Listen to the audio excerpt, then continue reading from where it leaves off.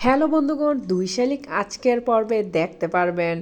দেবা পিয়ারকের গলা চেপে বলে, তুই আমার বাবা, আমার মার জীবন নষ্ট করে এখন আমার বউকে গুম করে ফেলেছিস। লাইক দিয়ে বিস্তারিত জানতে থাকুন।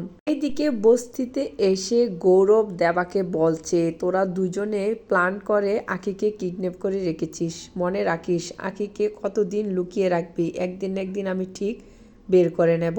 ঝিলিক সম্পত্তির লোভের জন্য আমার বাবার সঙ্গে হাত মিলিয়েছে। এইদিকে পল্টু ভাবতে থাকে, কি ঝিলিক কি আঁখি, কেমন জানি গোলমাল হয়ে যাচ্ছে। আমাকে জানতেই হবে ঝিলিক কোথায়, ঝিলিককে খুঁজে বের করতে হবে।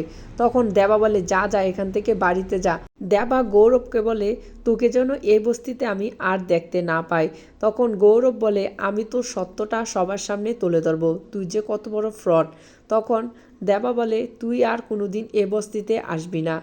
এইদিকে গোরা পিয়ারকে বলে, মামা আমার তো কপাল পোড়া, সারা জীবনের জন্য কপাল পোড়া। আপনার কপাল কিভাবে পড়লো? এখন আখির কথায় আপনি ওঠেন আর বসেন, এখন শেষমেশ রান্নাও করছেন।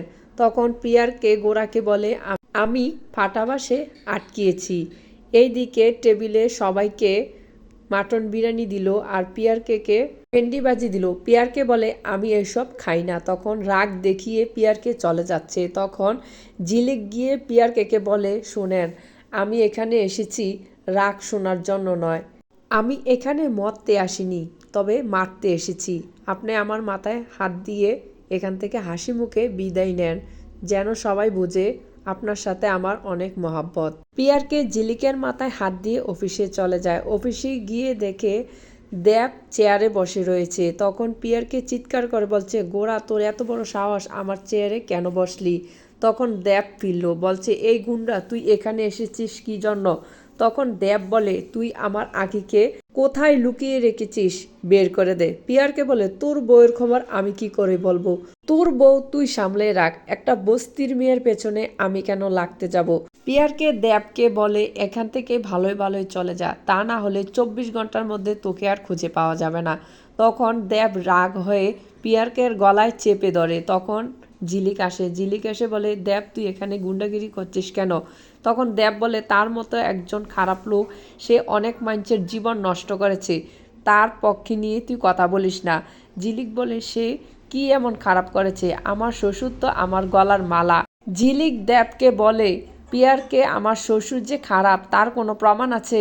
দেব বলে, এটার প্রমাণ হচ্ছি আমি। সে আমার মাকে ধোকা দিয়েছে, আমাকে কোনোদিন সন্তান হিসাবে পরিচয় দেয়নি। ঝিলিক বলে, তাহলে প্রমাণ কি? দেব তখন তার ছবিটা বের করে ঝিলিককে দেখায়। পিয়ারকে এই ছবি দেখে আশ্চর্য হয়ে গেল, বলছে, এটা তো রিতার ছবি, তাহলে রিতার ছেলে দেব। তখন পিয়ারকে অস্বীকার যাচ্ছে, বলছে, ওরা আমার কাছে সাহায্যের জন্য এসেছে, তখন আমার কাছ থেকে এভাবে ফ্যাক ছবি তুলে নিয়েছে, আমি ওদেরকে চিনি না। ঝিলিক দেবকে বলে, তুই যদি 24 ঘন্টার মধ্যে প্রমাণ খুঁজে আনতে পারিস তাহলে এটার বিচার হবে। বন্ধুগণ, দেব কি পারবে তার প্রমাণ খুঁজে বের করে আনতে?